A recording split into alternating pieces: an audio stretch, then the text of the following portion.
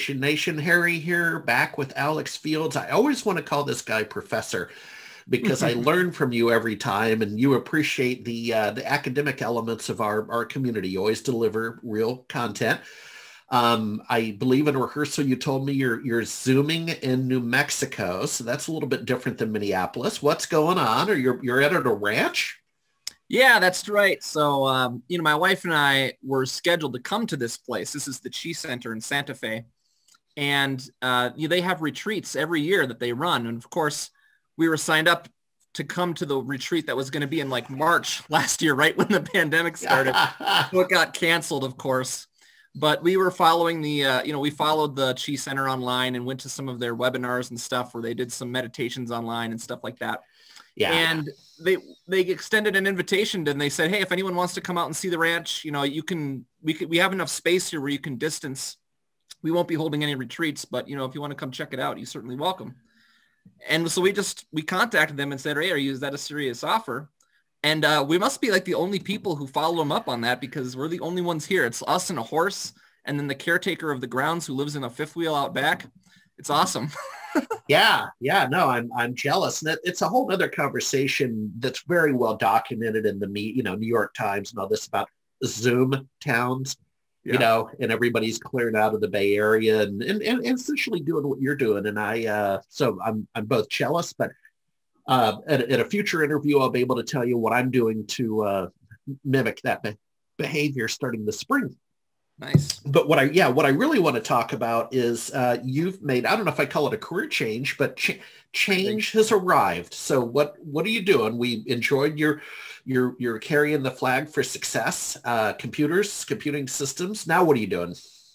Yeah. So, I'm doing what I was doing for success, but for a lot of other companies now that are like that, other MSPs. And, specifically, there's a lot of MSPs who are still struggling to consume more of, Microsoft 365 in particular, and then just cloud services in generally. And how do you change your managed services business from being a business that's all about managing, servers and hardware and devices and stuff into managing services in the cloud and applications and working with application integration and so on. So there's a pretty big transformation there. That's the time is definitely ripe and it's happening right now. So my plan was to do this in a couple of years anyway, was just kind of retire and become like an independent consultant. But I moved the timeline up because it's happening now. So yeah. No, that's very interesting. So let me get this straight. You certainly have the domain expertise and the topics you've surfaced. You're a published author. You're this, you're that. So you're taking that domain expertise and you've turned it into, you're a service provider to MSPs, or do you also deal with customers like the 50-person manufacturing plant?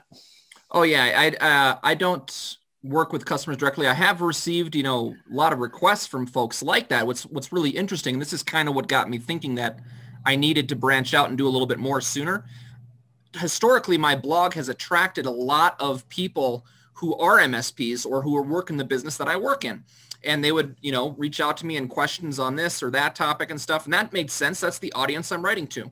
But over the last few months, especially after the COVID lockdown and everything, I started getting a lot more requests from just average small businesses who are like, hey, can you help me do something with Microsoft 365 that my provider can't?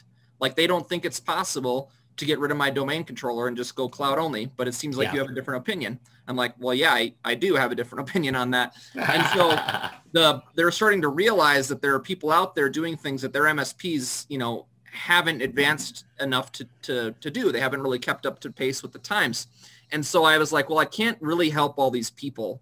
And I was getting too many requests like that. And I could send it. There's a few places I knew where to send it to. Like Success really only does business in the Minneapolis-St. Paul area. So if it was a local, we could help them. But if it was, someone from New York or something, like I didn't have really strong relationships built with the community who I knew, like these people. They know their stuff in Microsoft 365. I could recommend this person or that person or another person. I had very loose connections here and there. So I'm trying to tighten that up now and build a little bit more of a community and a following so that we can help raise the boat for everyone, right? And then I can, recommend and say, yes, if you're in the New York area, here's someone who can help you. If you're in Washington, here's someone who can help you, right? So that's what I'm working on currently. Yeah, well, I'll end on this because I'm doing some outside what do they call it? Side hustles, I guess is what young people say.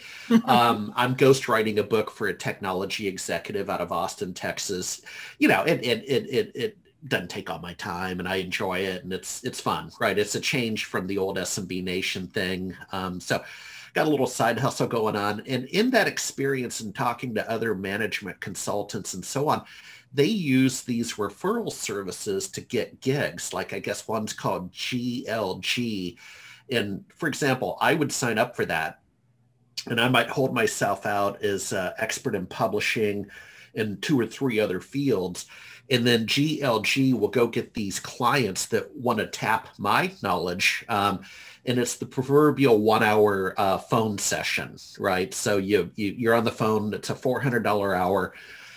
You better know what you're talking about at that pay rate, let me tell you.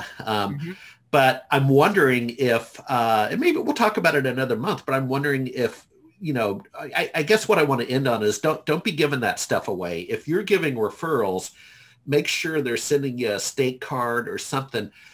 Because you're adding real value and it can be part of your business model. That's kind of what GLG is doing. Does that make sense? It's almost not quite the right word, but a labor market. It's not quite the right word, but that's my friendly advice. So you can, domicile down there on the ranch in New Mexico for the foreseeable future, my friend.